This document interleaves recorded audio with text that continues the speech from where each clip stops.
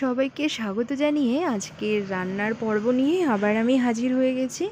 আজকেও একটা দারুণ মাছের ঝোলের রেসিপি নিয়ে চলে আসলাম।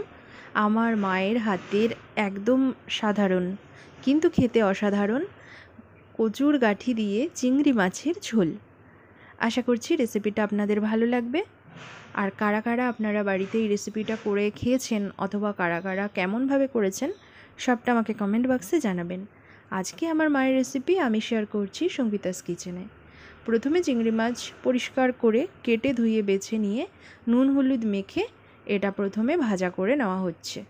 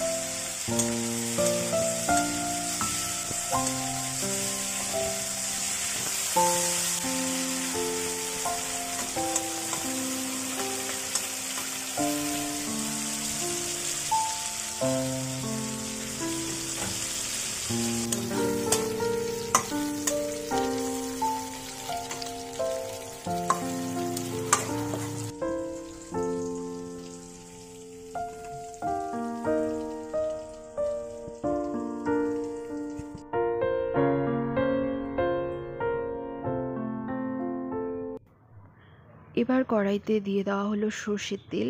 এই তেলটা গরম হলে এর মধ্যে দেওয়া হবে গোটা তেজপাতা, গোটা ধনে আর কালো জিরে ফোড়ন। এই ফোড়নটা কিন্তু দারুণ একটা স্মেল হয়, যেটাতে মাছের ঝোলের টেস্টটা অনেক গুণ বাড়িয়ে দেয়। তো ফোড়নগুলো দিয়ে দেওয়া হলো। এবার একটু নেড়ে চেড়ে নিয়ে তেজপাতাটা আর ফোড়নটা ভাজা ভাজা হয়ে গেলে কেটে ধুয়ে রাখা গাঁঠি কচুগুলো এবার দিয়ে দেওয়া হচ্ছে।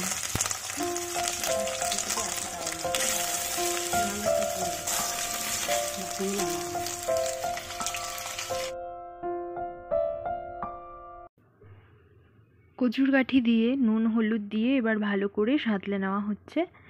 একটু ভাজা ভাজা হলে এর মধ্যে দিয়ে দেওয়া হবে বেশ কিছুটা চেরা কাঁচা লঙ্কা, কারণ এই রান্নাটায় ঝালটা একটু বেশি হয়, অবশ্যই সেটা কাঁচা লঙ্কার ঝাল। যদি শুকনো লঙ্কার গুঁড়ো ব্যবহার করেন ওই স্বাদ বা টেস্ট আপনারা পাবেন না, সেজন্য বেশ কিছুটা কাঁচা লঙ্কা দিতে হবে। কাঁচা লঙ্কার স্বাদটা কিন্তু অনেক গুণ বাড়িয়ে দেয় এই মাছের ঝোলের রান্নাটায়। দিয়ে দেওয়া হলো কিছুটা আদা বাটা আর দিয়ে দেওয়া হলো জিরে গুঁড়ো। খুব ভালো করে সব একসাথে কষে নিয়ে এবার এর মধ্যে ভেজে রাখা চিংড়ি মাছগুলো দিয়ে দিলাম। আর সাথে চিংড়ি মাছের বেশ কিছুটা তেল ছিল সেটাও দিয়ে দেওয়া হলো, মানে চিংড়ি মাছ ভেজে রাখার যে তেলটা, ওই তেলটা দেওয়াতে মাছের ঝোলের টেস্টটা কিন্তু আরও বেড়ে গেছে।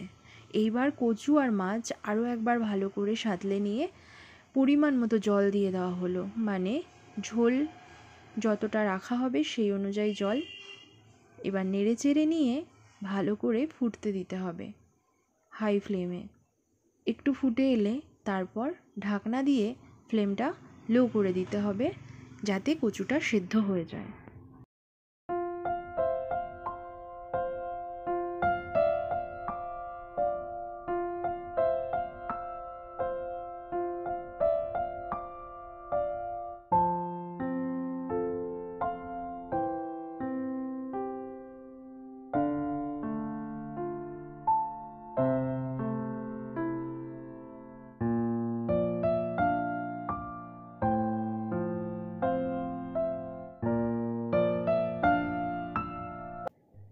সবশেষে উপর থেকে ধনে জিরের গুঁড়ো ছড়িয়ে দেওয়া হচ্ছে।